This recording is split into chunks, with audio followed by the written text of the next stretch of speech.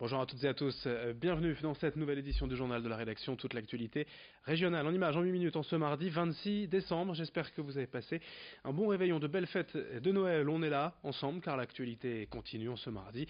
Et pour vos prévisions météo, pas de changement, encore un temps très agité, perturbé aujourd'hui, des nuages, des pluies quasiment toute la journée, du vent également, en rafale jusqu'à 75 km par heure.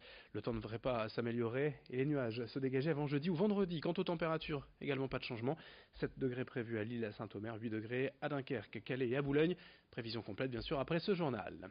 À la une, d'abord quelques belles images d'un réveillon de Noël solidaire organisé à Lille pour les personnes âgées et isolées. 120 seniors invités à partager un bon repas en profitant d'animations festives, en musique, des repas préparés par le restaurant municipal de la ville de Lille. La moitié avait été offerte par les commerçants lillois. 9 bénévoles et 14 jeunes en service civique étaient là également pour aider, pour permettre aux personnes âgées isolées de rompre avec la solitude le temps d'un après-midi, de célébrer donc les fêtes comme il se doit. Témoignage sur place de ces personnes âgées, recueillis pour nous par Céline Huret. Pourquoi que je viens? Pour être accompagné, pour être avec quelqu'un, parce que je suis toujours tout seul. On va bien manger, c'est le principal. C'est la première fois et disons que je suis accompagnée comme si je la considère comme ma grand-mère. Et c'est important que je sois avec elle cette année. Et pour moi, ça me touche. C'est comme si j'avais une famille, des amis, et je vois du monde. Qu'est-ce qui vous plaît? L'ambiance, bon, croiser du monde, converser, enfin. Primo, le 24, je suis célibataire, donc ça va être la bérésina complète. Bon, puis deuxièmement, puisque j'ai l'âge et que c'est organisé, je participe. C'est très bien, faire des cérémonies, des trucs comme ça pour les anciens. C'est parce que ça redonne la jeunesse. C'est vrai, j'ai eu bientôt 81 ans. Il faut le faire, hein. Des poires, et Scooby-Doo, ah, comme poire, et Scooby-Doo, ah. Une autre image liée à la solidarité de Noël dans la métropole lilloise, le Secours populaire du Nord et ses Pères Noël verts sur le terrain à la rencontre des familles hébergées et dans des hôtels. Le mot d'ordre de l'association est simple, pas d'enfants sans cadeaux, pas d'oubliés de Noël. Depuis le 15 décembre, 19 000 paniers réveillons ont ainsi été distribués. Il y en aura 100 000 en tout durant les fêtes, que ce soit des cadeaux, des plateaux repas, des places pour des spectacles ou des matchs de foot au LOSC, de basket à Gravelines. C'est la 41e campagne des Pères Noël verts et ce grâce aux 3862 bénévoles qui se sont relayés pour collecter des jouets ou de l'argent, permettre ainsi aux familles de passer de bonnes fêtes de fin d'année malgré tout. Explication quant à l'origine de ces Pères Noël verts avec Jean-Louis Calin, secrétaire départemental au micro de Vincent Vieillard avec Xavier Silly.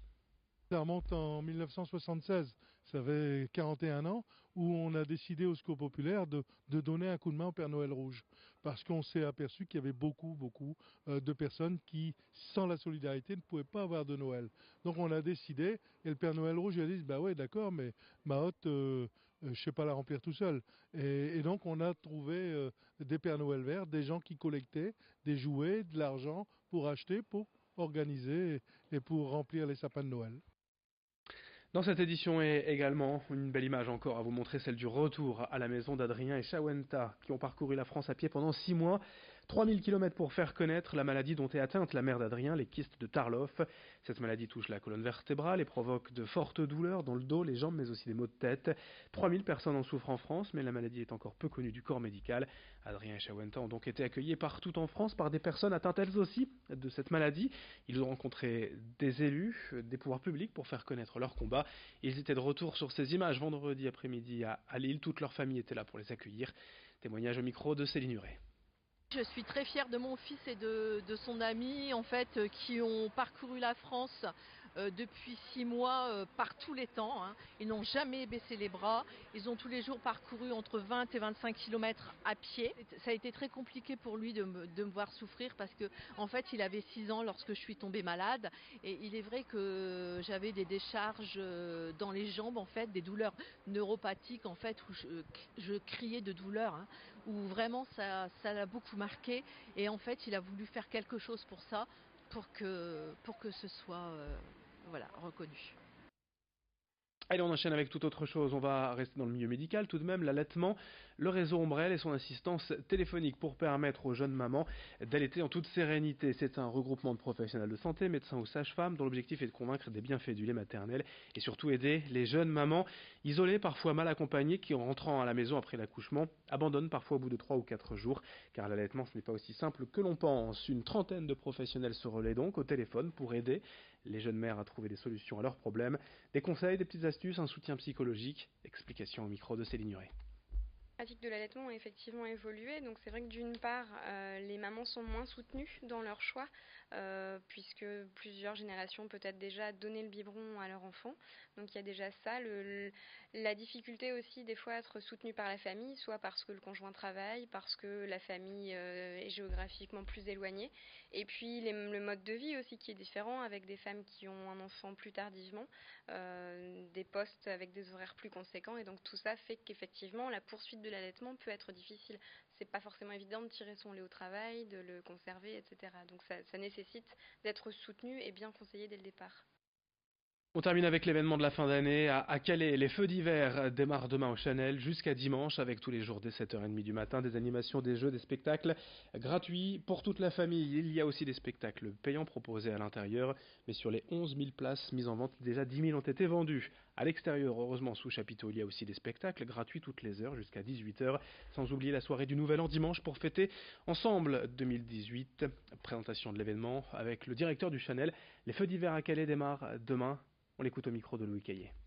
J'ai envie de m'adresser à tout le monde. J'ai envie que tout le monde se sente concerné par l'activité du Chanel, quelle que soit sa condition sociale. Ça, c'est vraiment un axe fort du travail que j'ai essayé de mener dans cette ville. Être vraiment dans cette couleur-là, c'est-à-dire permettre aux familles de venir, les enfants, les parents, et de goûter un moment hors du temps et hors, dépaysant, quoi. Je pense que quand on rentre dans le Chanel d'une manière habituelle, mais aussi et surtout lors de cette manif, on est vraiment ailleurs, quoi. On n'a plus la sensation d'être à Calais. On est à Calais, mais tout d'un coup, il y a quelque chose d'autre qui se passe. Et c'est vraiment bien. Allez, c'est la fin de cette édition. Merci à vous de l'avoir suivi. Dans un instant, la suite du programme. Vos prévisions météo. Très belle journée à toutes et à tous.